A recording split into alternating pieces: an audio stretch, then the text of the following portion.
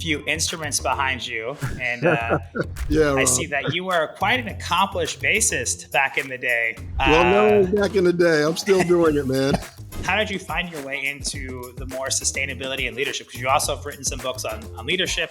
As I looked at it, it was about doing good and making a difference. This carbon sustainability, our corporate sustainability process was, think of it as a three-legged stool. And one leg is for your environment. The other leg is for the people. And then the other leg is for the profits of the business. There's a lot of little things that we could do that we can also pass on to the guests, right? How does that affect on a bigger scale? How does my small action improve?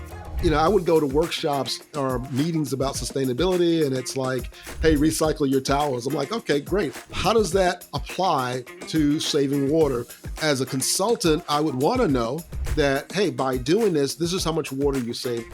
Check out your TEDx talk around what if practice is the performance, right? It's falling in love with practice. And exactly, so much of your day is practice. And it's practice leading up to, whether you're in sales, it's doing all the things to lead up to when you finally get to the sales call.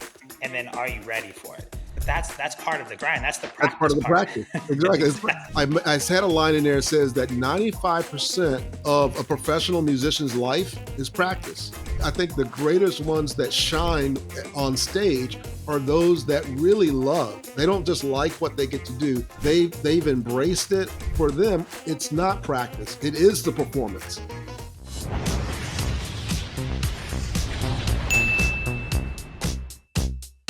Hey y'all, how we doing? Rob Napoli here, host of Hospitable. Wanted to introduce you to today's guest. Our guest is Gerald J. Leonard, the CEO of Turnberry Premiere and founder of the Leonard Productivity Intelligence Institute. A recognized expert in project portfolio management and sustainability, Gerald has spoken on major platforms like NPR and Jack Canfield Show, as well as doing a TEDx. He has a unique blend of business expertise, very cool and storied past, as well as a creativity as a professional bass player. And Gerald brings some really insightful, fresh perspectives on how organizations can thrive through sustainability and how we put actions to words, and leveraging data to make very good decisions that drive ROI both to the companies and to us as humans. So get ready for a really fun interview with Gerald.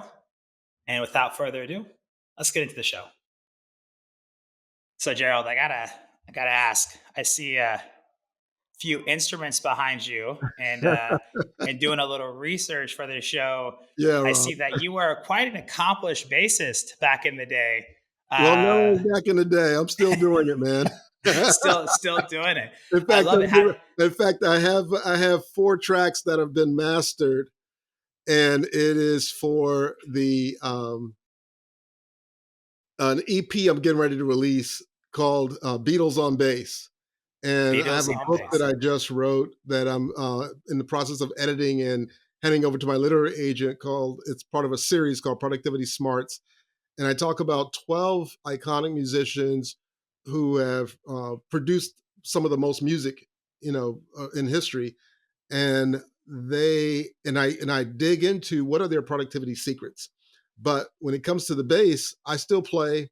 I've recorded 4 Beatles songs that's coming out, and I'll probably release it after the Christmas holiday, beginning of New Year, and then the book comes out, and then I'm working on a new EP of doing some cover songs of some of the artists that I write about in my book. But I play, I record, and then yeah, so I'm still playing, man. I love it. So I mean, this is just gonna be fun because we have a conversation today. Your background is quite varied and Yeah, really heavily in the work that you're doing currently with Turnberry Premiere and Principles of sure. Execution is really around looking at and working with companies on sustainability, project management around sustainability, and working at how do we talk about this idea of sustainability, right? And how do we put that into play? And it's interesting because your background is varied from you've got music, you've written quite a few books, you've done all kinds of things. So tell me, how did you find your way into the more sustainability and leadership? Because you also have written some books on leadership and execution and organizational strategy. So how did Right. this all, what's the, I mean, obviously it's a long story, but let's condense it. How did Yeah. we get to where you are today, focusing around this idea of sustainability right now? Sure. And I'm going to start it back when I first started playing music. And again, this is going to be a really short story. So I'm going to condense a lot of things and fast forward really quickly on some areas. But there were three things that I learned from being a musician that I've incorporated into my life throughout my entire career. And that is one, as a musician, you got to practice. In other words, you got to really study and know your craft, whether it's your bass or whether it's the art or whether it's the science of sustainability, whatever that is, right? You got to know your craft. Two, you need a band. You need people around you that you can play with, that you can talk to, that you can relate to, that you can talk shop with.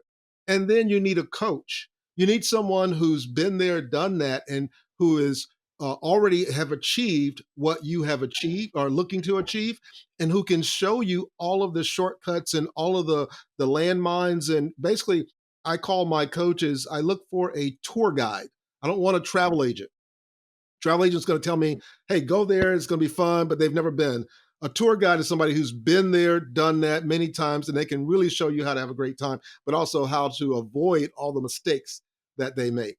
Fast forward, I kept playing even when I switched careers, and I won't go through all the careers I've switched in, but I leveraged that principle: practice, where's my band, who's my coach.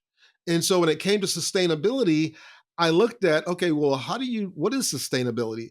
And I have a coach, I have a mentor who does a lot of what's called whole brain learning, right? And if you watch my TEDx, you would learn that I went through a major bout with vertigo, lost the ability to walk 6 weeks before my TEDx. That's a whole nother story within itself.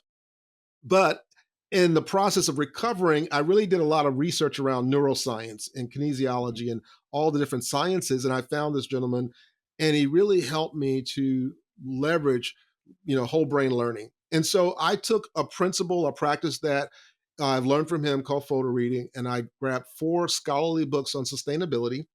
And I was asked by one of my clients, who's a Fortune 500, hey, can you help us get on board with the sustainability piece, because that's going to allow us to highlight you'll be a part of our supply chain. It'll allow you to become a preferred supplier and even a tier one supplier. And so that was a big motivation for doing it, just be quite honest, to help me grow my business. But also, as I looked at it, it was about doing good and making a difference.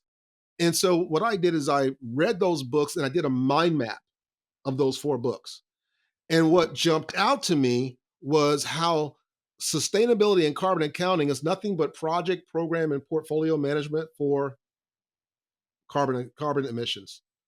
And so all of that background I had of 25 plus years doing large projects and working for organizations like the National Archives, Del Monte, blah, blah, blah, just a bunch of big companies as a consultant, it was like, oh, this is what this means. And so it led me down a road to find a company called Greenly that has a database that I can leverage, that it all makes sense now because I can capture a footprint and so on.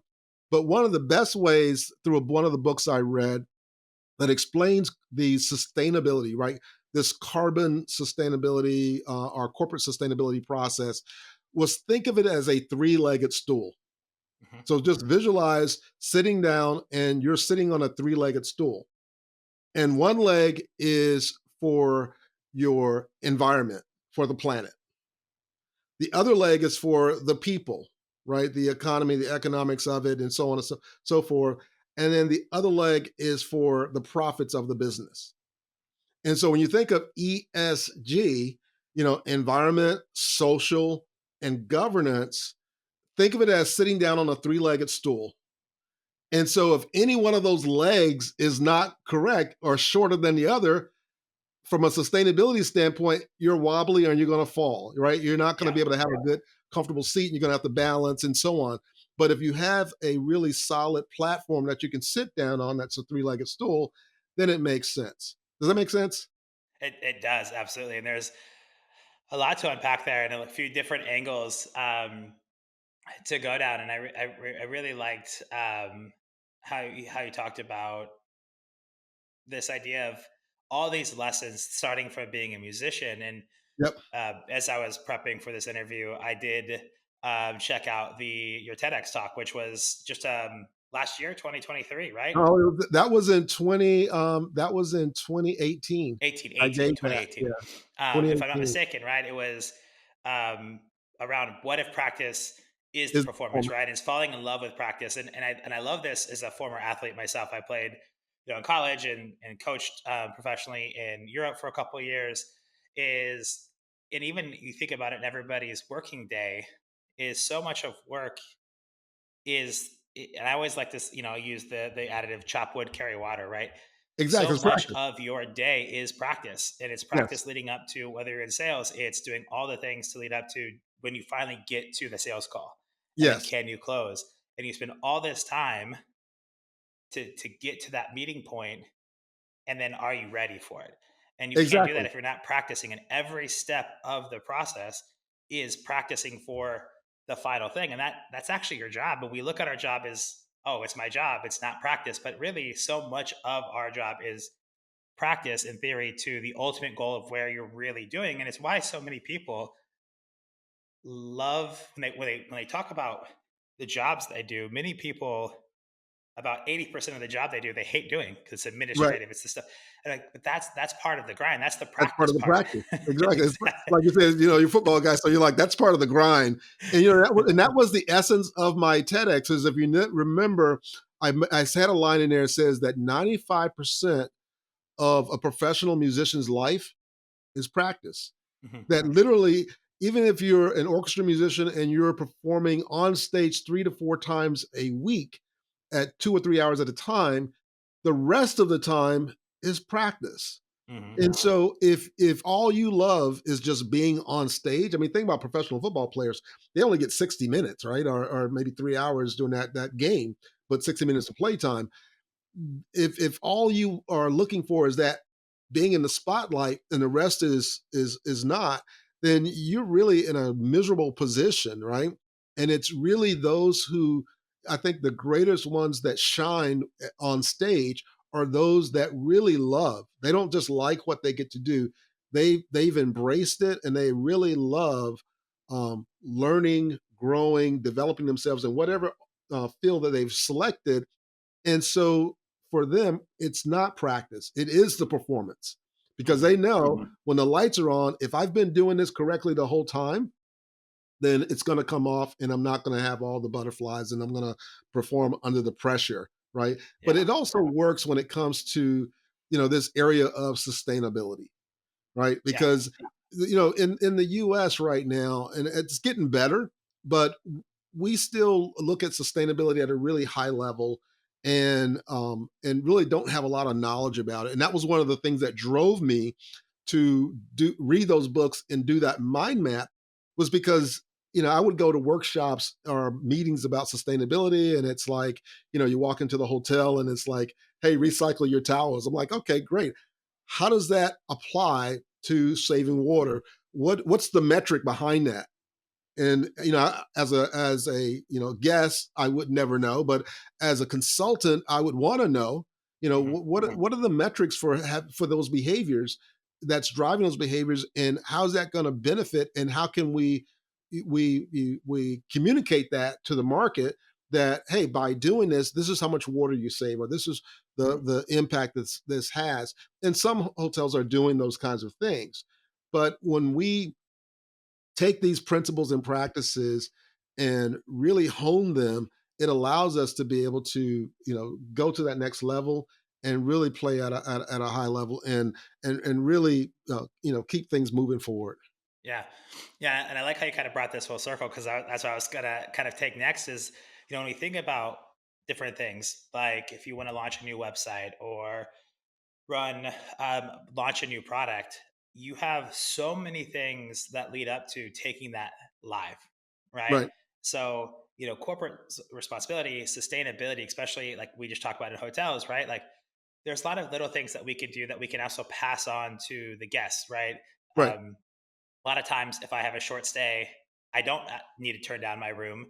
if it's a single night or 2 nights, right, on a shorter stay versus if I'm at a resort on Right. holiday on a longer time. Um, and so there's certain times when I'm more than willing to reuse a towel or not have that turned down. So you're saving, you're making a small contribution. All those small contributions, as we know, make a big impact. But Exactly. how does that affect on a bigger scale? How does my small action improve, or what is the reward for a small action? And some hotels will give like a free gift, usually like one time I was at a hotel in the Netherlands, and it said if you hang this up by 9 a.m. you'll get a free gift. When I came back in, my room hadn't been turned over or anything, but they had left me and says thank you for being a part of our cause, and it was a really nice pastry from the Oh, Netherlands, wow. right? And I was like, Yeah. oh, this is kind of cool, like that makes me feel good for doing my small part, right? And so there's ways there, but if we look at it for the bigger picture on this practice to play example and the three-legged stool, is that so much of it is talk. And we always talk about it and we talk about the things we're doing or the things we want to do, but it's always hard to put in action. So, as a consultant, when you work with bigger brands, how do you go in and how do you approach this conversation? Because bigger the company, the more Yeah. layers that you have to discuss. So, what is your methodology for bringing up this topic of sustainability, and how do you get them to start putting action to their words or to their vision? Yeah, I think with any large organization across the board, it really is kind of one getting a clear picture of where you're going, and then looking within the organization based on what you're trying to accomplish for low hanging fruit, right? If it's you walk into a large organization and they're struggling with getting all their projects done, so you look at their project methodology and you go, wait a minute, you have 5 different ways that people report on their projects, so it really becomes confusing, or not all the projects are in a single repository, so it makes it really hard to know what people are doing because you can't see it. And so if you just take the steps where they're doing things, but maybe they're halfway there, right? Let's Mhm. say it's half baked, and you help them to bake a process all the way through. I.e., everyone's now using the same process for sharing their reports, or everyone's putting their data in a specific system, and you're able to pull data right out of it. Many times, what I've discovered when I went into large organizations, they were just one or two process steps away from having a world class process. And when they, you know, one, get that visualization and understand that, and then take those steps, it really makes a difference. And one of the best ways to do that is to do a maturity assessment. And so I love doing those because, one, it's like when we go to the doctor, right? You don't want a doctor who just says, "Oh, take these 2 pills and call me in the morning." You don't want that. You want someone who's saying, "Hey, take this blood work, do this, do that. Let's run these tests."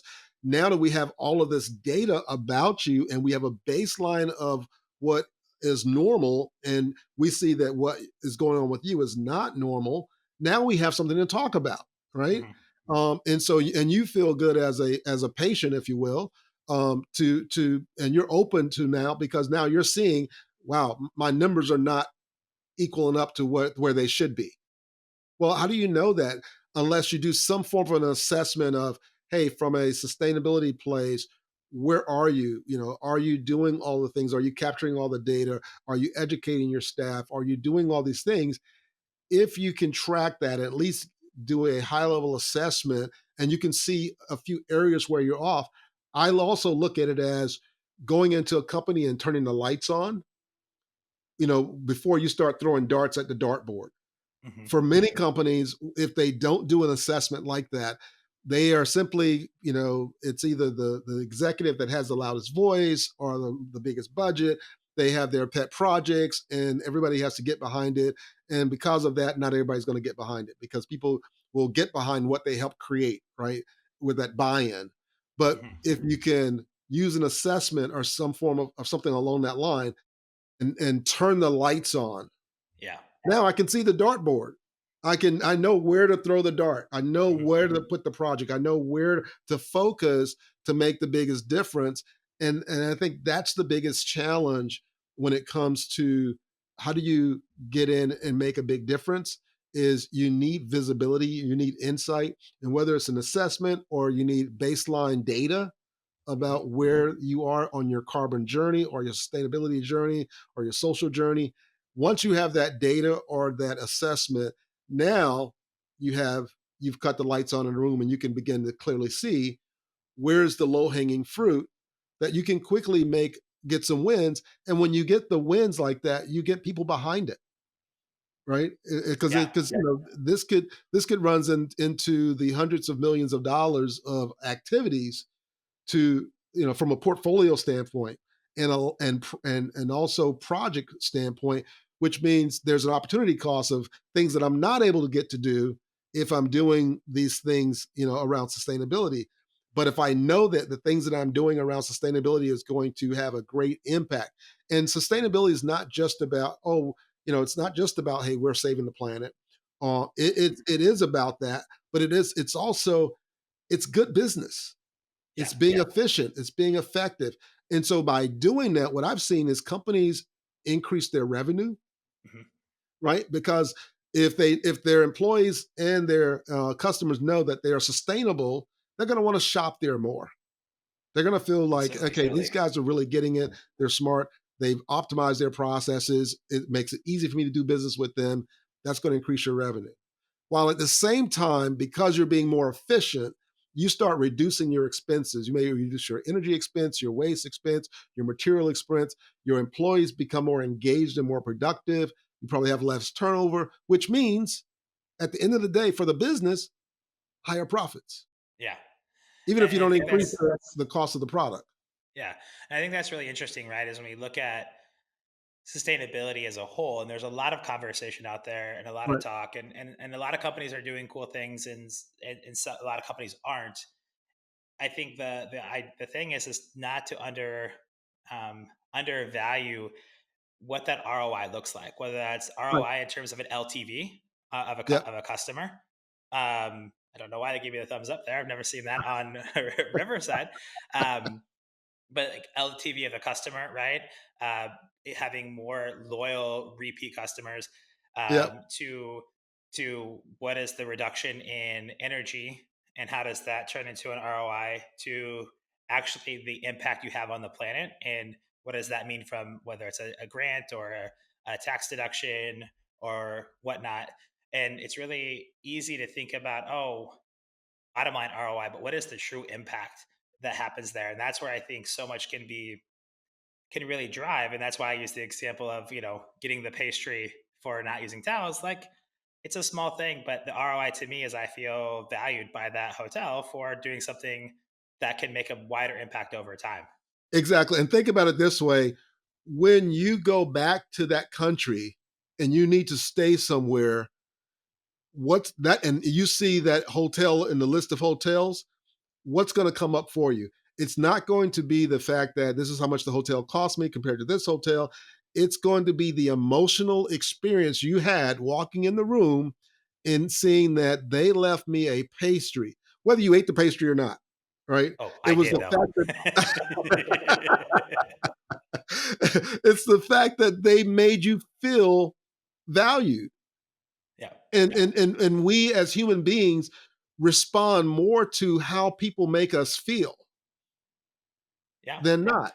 And if I go to a certain restaurant or shop at a certain store, if even if it may be more expensive than the local McDonald's or some other place that's kind of equivalent to that, it may not be a McDonald's, maybe something else, right? But if they make me feel valued and I feel I like the food, I like the service, I feel comfortable, I feel welcome, guess what? They got my dollars, right? They Yeah. got my wallet. And when I'm thinking about going out or bringing some friends, in town and saying, where do I want to go and eat? I'm going to think about all the places that are providing those values, but also places where I feel good Hmm. about being there and spending my money. Absolutely. Right. And so, you know, it when we think about sustainability, we don't always think about the feel goods of the customer, but really it really gets down into from a business case standpoint, the sustainability benefits, Hmm. right? Absolutely. That if you are, like, for instance, I'll fly Delta or United, and on my receipts I'll normally will get, what is the carbon footprint of my seat? So I was just actually going to ask you, that's a big push that you look when you look at these flights, they'll tell you if a flight reduces emissions I actually, because you're in this data world of sustainability, do you think that actually has an impact on the consumers? Like, I've never really thought about it too much. I mean, obviously I've seen it, and you know, we'll try to make a conscious effort if it's possible to pick the one that reduces carbon footprint. Right. But sometimes when you're traveling, like there's a lot of factors. But when we're seeing these things happen and we're seeing these things being shared with us on our seat, do you think that has a huge impact on the consumer in the larger impact for those brands? So if it matters to employees, it really does matter to employees because they are a part of the overall supply chain. And here's what I mean: Fortune 500s are being asked around the world to comply with sustainability practices, right? Mhm. And a part of that is to have their suppliers also provide that information. The suppliers and the employees of these companies are also now being asked, hey, tell us about your commuting. Tell us about what do you do for lunch? Tell us about your travel. Tell us about your energy use. Tell about your commuting. Are you driving an EV or a gas vehicle? And so quietly, they're being educated Mhm. to understand that, hey, wait a minute, this sustainability stuff is having an impact on me, it's having an impact on my company, it's having an impact on my clients. And so I think over time, just through that education that's happening quietly, Mhm. that people are looking at, hey, is that a sustainable company? And I can tell you who's really looking at it because we do a lot of work with college graduates who are part of what we call our crew program at Turnberry. Mhm. And one of the things that this generation is really interested in is, will I have a planet to live in? Yeah, yeah, Will I have a absolutely. planet to live in as I get older? Will it be too hot for me to live here? Or will the storms that are happening, tear up my home in my neighborhood, in my country? So they're very invested in the idea of having a place to live on Earth, Mhm. that's livable. So they're very interested in the concept, and they're interested in it from a standpoint of not only just the economics or the environmental piece of it, but I think they're a lot more socially conscious and a Yeah. lot more because they're growing up in a space where it's much more diverse, it's much more changing, and irregardless of what's the climate and the temperature around the world here and there, different pockets, we live in a very diverse place and Yeah. we have to learn how to work together. We're the human race, and we have to be able to do that. And this whole concept, again, it's part of the three-legged stool. The social Mhm. component is a part of that three-legged stool. And again, if that leg is short, even though the profits may be there, the environmental stuff may be there, if it's short on the social side, you're sitting on a wobbly stool and your business will begin to feel it. Yeah. No, I think that's really interesting, and especially when we think about the generation up and coming generations paying attention to this, and it's something like I said when it comes to a great example is I fly. I'll give a no free shout out to United. We fly United for business, and Yeah, last year I did fly a lot, and it is something where I always kind of noticed it and would try to make a conscious decision if it made sense. But a great thing too is if you want people to be more socially conscious, it's this kind of continuous evolution, but also thinking of something like, what if for people who fly over X amount of flights with a certain airline per year, you send them hey, here's a report. You chose this many flights that was more sustainable because of this, and maybe reward them with some air miles or reward them with an upgrade or a sure. voucher for a future flight to really reinforce positively the impact that you can have because it's also great about the world that we live in today is that things are much more accessible. We are, especially after what had happened earlier in 2020, people realized they wanted to get out and travel more, and it really pushed Yeah, people to want to go experience the world and not wait.